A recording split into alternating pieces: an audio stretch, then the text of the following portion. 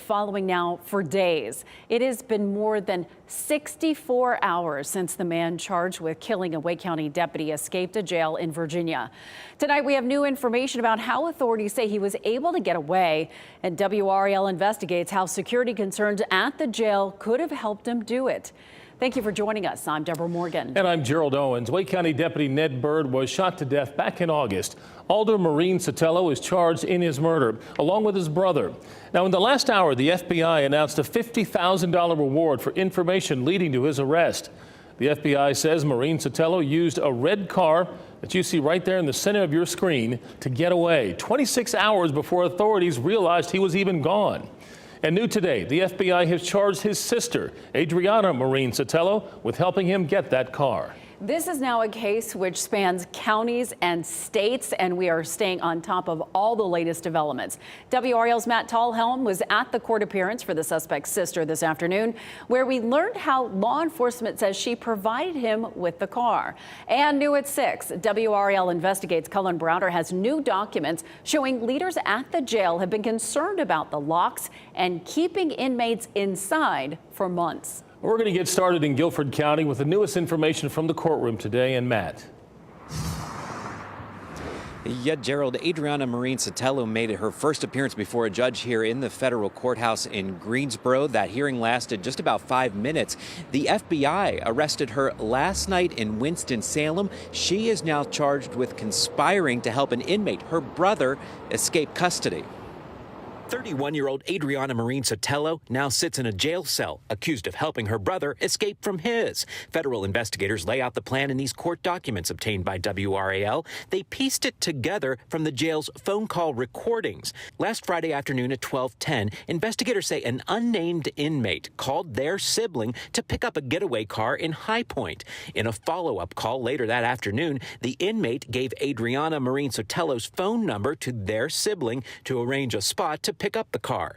Investigators say Alder Maureen Sotelo called his sister Saturday evening at 6:04, and they discussed how to drop off the getaway car. A surveillance photo shows that car, a red Ford Mustang, before it was delivered to Maureen Sotelo. Court documents allege his sister bought the car for $3,000 in High Point. By 10:46 that night, the unnamed inmate's sibling made a video call showing where they left the red Mustang. Alder Maureen Sotelo didn't have to go far from the Piedmont Regional Jail to find his getaway car. Investigators say it was parked right outside in the jail's lot. And Adriana Maureen Sotelo is held in custody without bond here. She is due for a detention hearing as well as a probable cause hearing in the federal courthouse here in Greensboro on Friday. During today's hearing, we learned that she is not a U.S. citizen and could also face deportation proceedings. And all this happened under the nose of jail officials there in Virginia. A lot of people scratching their heads tonight about this one, Matt. Thank you. Well, the sister's arrest paperwork also raises more questions about how Maureen Sotelo escaped. That just added to WRAL Investigates' list of questions after we uncovered new security concerns at the jail. WRAL Investigates' Cullen Browder is outside the Wake County Jail with what some new documents he went through show. Cullen? Deborah, of course, Deputy Ned Byrd worked here at the Wake Sheriff's Office, and also Maureen Sotelo's brother Arturo is listed as being held here without bond for Byrd's murder. As for that Virginia jailbreak, we obtained records that sounded the alarm on security months ago. Maureen Sotelo's escape puts the Piedmont Regional Jail in Farmville, Virginia, and its administrators under a critical spotlight. We now know the accused murderer was captured on surveillance video, climbing the jail's fence at 1:40 Sunday morning. Yet more than a full day passed before anyone reported Maureen Sotelo missing. WRAL Investigates obtained Virginia jail protocol standards, which show head counts or roll calls are supposed to take place and be recorded every single hour. When asked about those head counts, the jail administrator said no comment.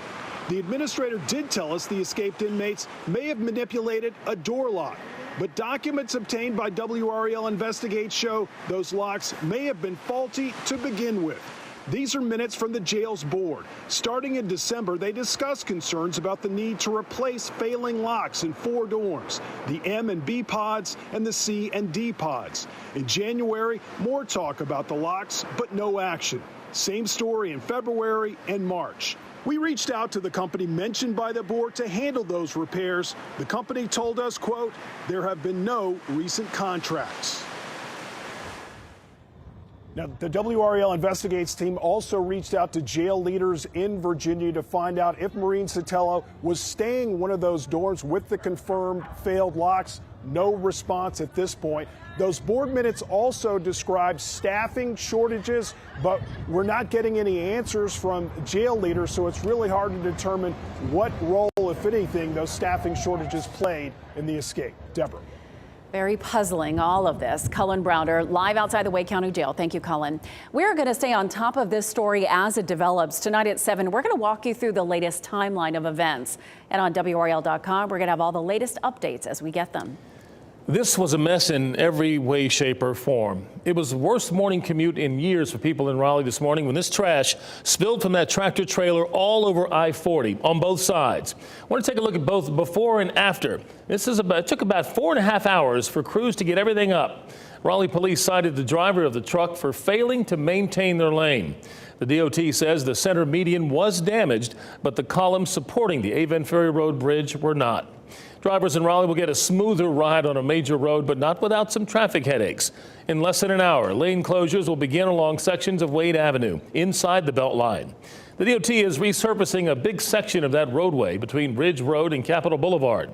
The overnight closures are from 7 p.m. to 6 a.m. weekdays. Over the next few months, you'll be dealing with reduced lanes as well as ramp closures. And at some point, a section of Wade Avenue will have to be closed completely.